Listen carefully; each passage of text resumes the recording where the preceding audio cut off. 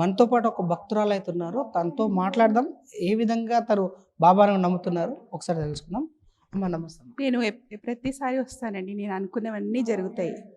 ఎప్పుడైనా నేనేమన్నా అనుకుంటే కష్టాల్లో ఉంటే, ఆపదలు ఉంటే అన్నీ జరుగుతాయి అన్నమాట. ఎన్ని సంవత్సరాల నుంచి వస్తున్నారు? నువ్వు చాలా 25 సంవత్సరాల నుంచి వస్తున్నాను నేను ఈ గుడికి. షిరిడి లాగా అనమాట. షిరిడి అలా సేమ్ అలాగే ఉంటుంది ఇక్కడ. ఏమనుకుంటే అవన్నీ జరుగుతాయి. మీరు 25 సంవత్సరాల నుంచి వస్తారంటే మీకు బాబాకు చాలా గట్టి అనుబంధమే ఉంటుంది. ఎలాంటిది ఎంతగానో మీరు నమ్ముతారు? ఏ విధంగా నమ్ముతారు మా బాబా? బాబా నేనేమైనా బాధపడితే కలలో వచ్చినట్టు అనిపిస్తుంది నాకు బాగా. నిజంగా ఒక మానవుడి లాగానే, మానవ రూపమే ఆయన. మనం ఏదైనా బాధలో ఉంటే, ఇప్పుడు డబ్బులకి ఏదైనా ఇబ్బంది ఉన్నా కూడా అది ఏదో విధంగా చేస్తారు. ఒంట్లో బాగాలేదనుకోండి అట్లా కూడా. మా తమ్ముడు ఒకసారి సీరియస్ అయ్యాడనమాట. హాస్పిటల్లో బ్రెయిన్ ఫీవర్ వచ్చి ఒక 20 years బ్యాక్. అయితే ఆయన బతకడని చెప్పాడు. అయితే ఆ రోజు నేను ఈవినింగ్ ఇక్కడికి వచ్చి బాగా ఏడ్చుకుంటూ ప్రార్థిస్తే నెక్స్ట్ డే ఆయన కళ్ళు తెరిచాడు. మంచిగా రికవరీ అయ్యాడు. ఇప్పుడు మంచి పెళ్ళి అయింది. ఒక పాప కూడా పుట్టాడు. నిన్న మొన్న అదే మా వారికి బాగాలేనప్పుడు కూడా, నేను ఒంట్లో బాగాలేకపోతే కూడా వచ్చి షాల్, ఇక్కడ ఏంటంటే ఎప్పుడు నేను ఏం మొక్కినా షాల్ వేస్తానమాట. షాల్ ఒకటి కప్పితే చాలు నాకు అన్నీ జరుగుతాయి.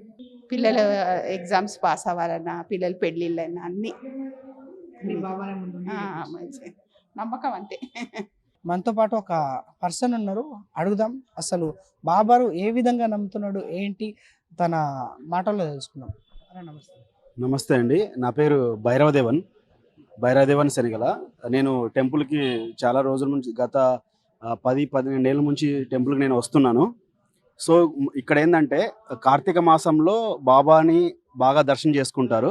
ఎందుకంటే బాబా ఈక్వల్ టు ఈశ్వరుడు అని అంటాం అనమాట. శివుడు బాబా ఇద్దరు ఒకటే. ఎందుకంటే శివుడి దగ్గర నంది ఉంటుంది, అలాగే బాబా దగ్గర కూడా, సాయిబాబా దగ్గర కూడా నంది ఉంటుంది అనమాట.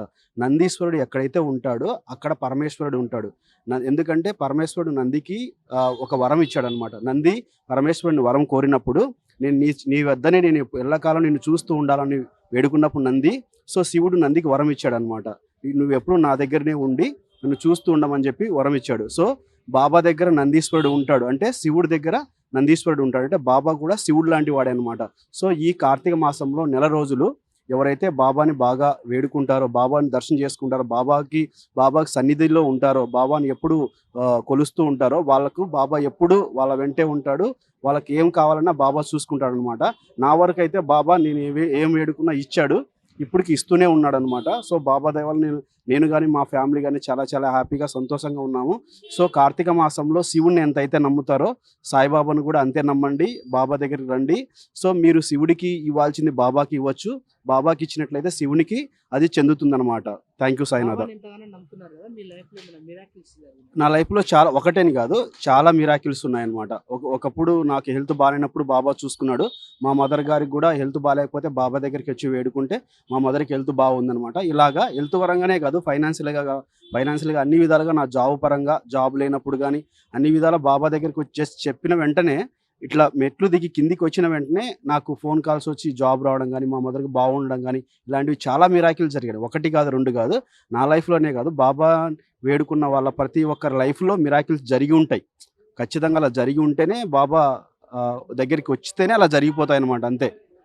పైగా ఈ కార్తీక మాసం అంటే బాబాకి చాలా ఇష్టమైన మాసము.